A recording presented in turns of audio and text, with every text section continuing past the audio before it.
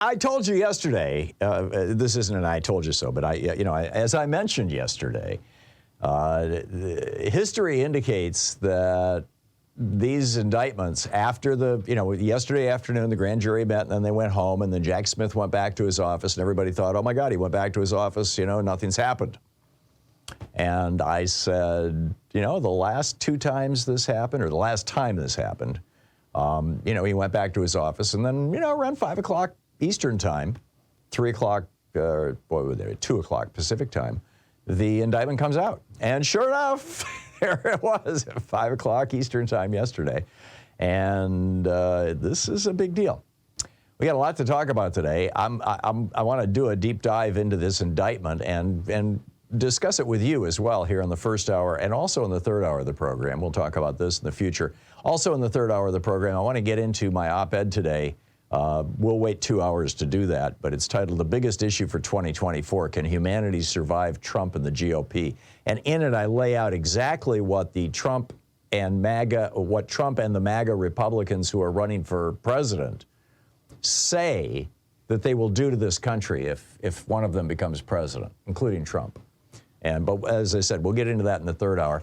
The second hour of our program, the entire second hour of our program, will be Congressman Mark Pocan taking your calls for the hour. We typically do this first hour Wednesday as Middays with Mark. Middays with Mark today will be in the second hour of the program so that you and I can talk about this indictment. I mean, this is literally as historic as, it's right up there with like the Civil War. I mean, this was an attempt to overthrow the government of the United States by Donald Trump. And the last time that happened was 1861. So this is a big deal.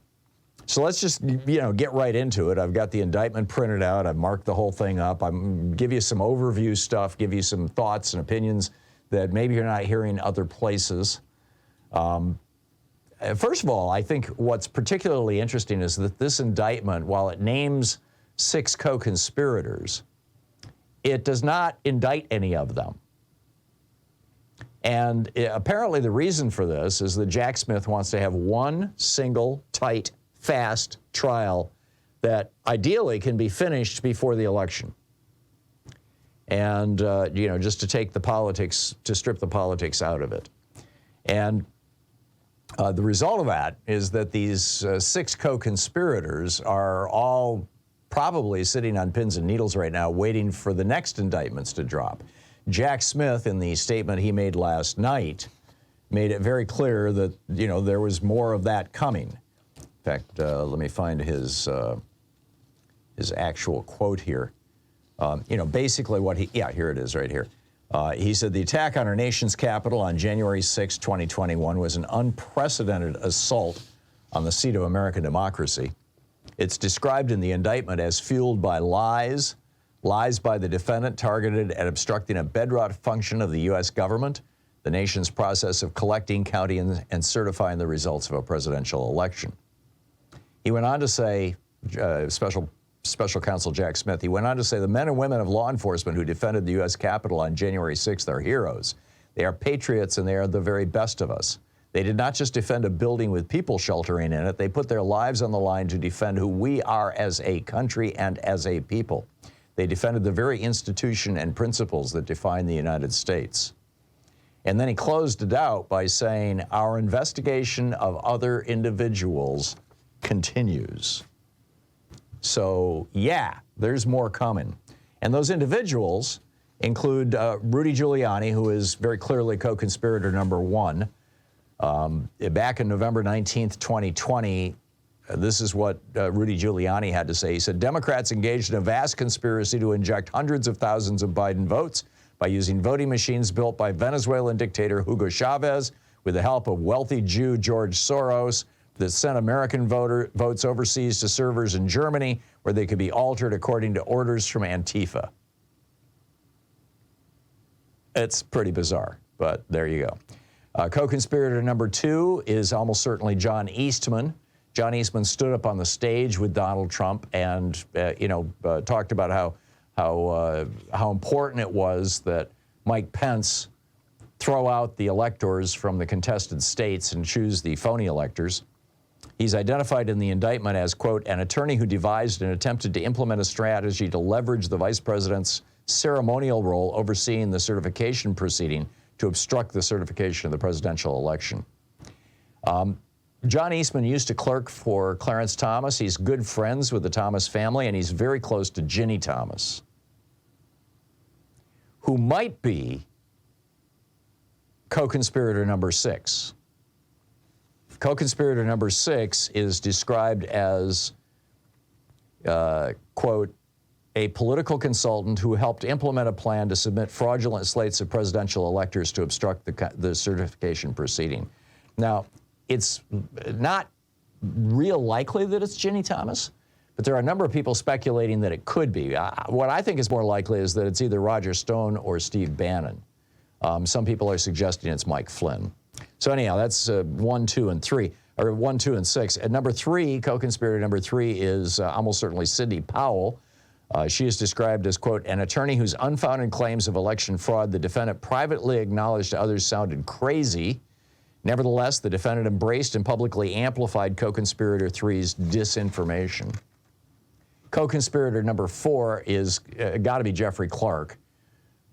For a couple of days, he was the acting attorney general.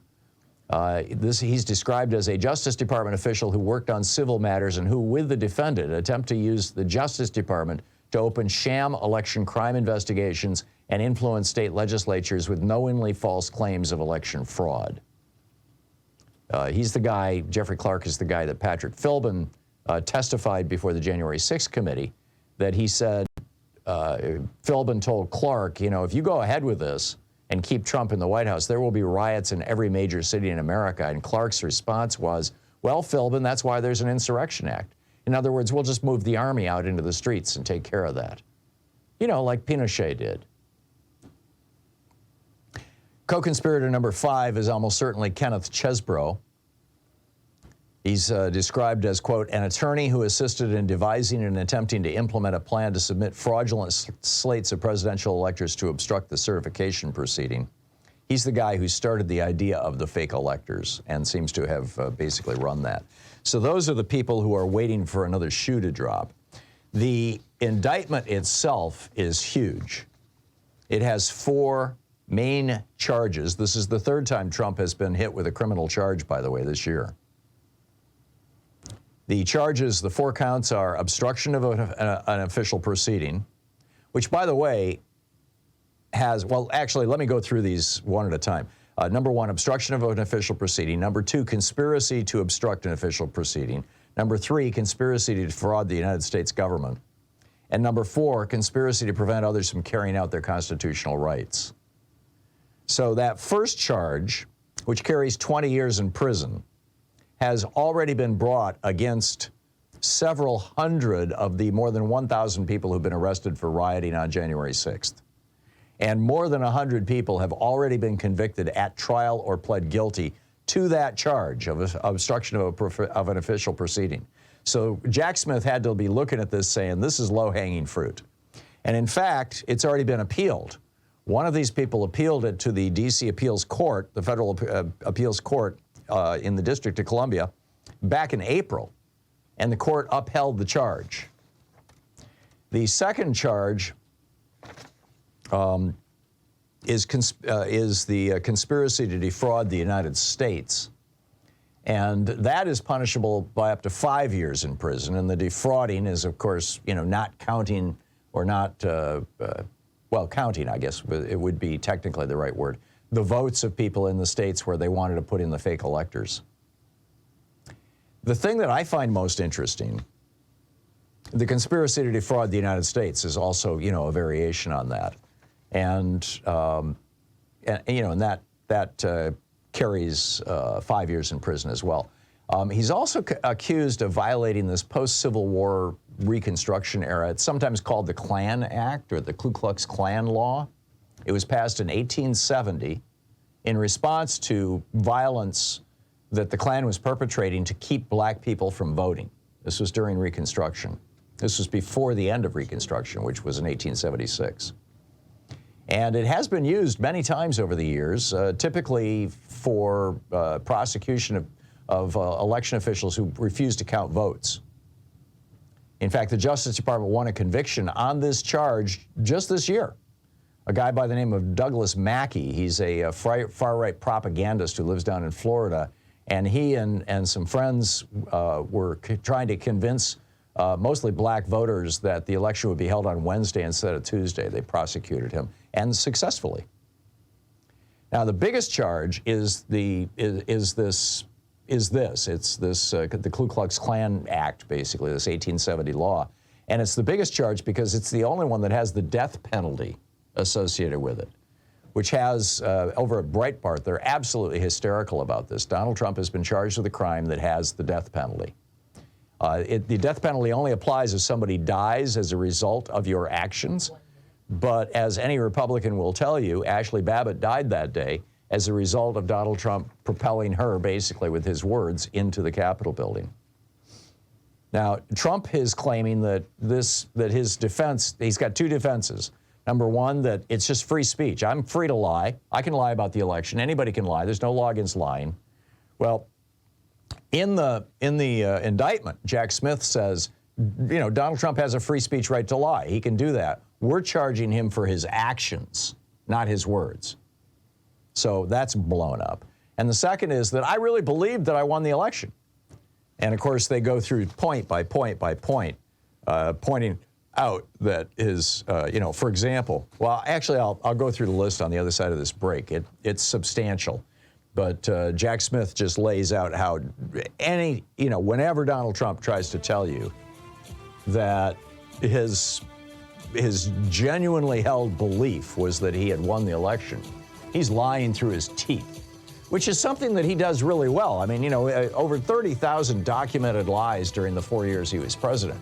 This is a man who can look you right in the eye and lie right to your face, and does frequently to everybody around him, including the poor rubes and suckers who still support him.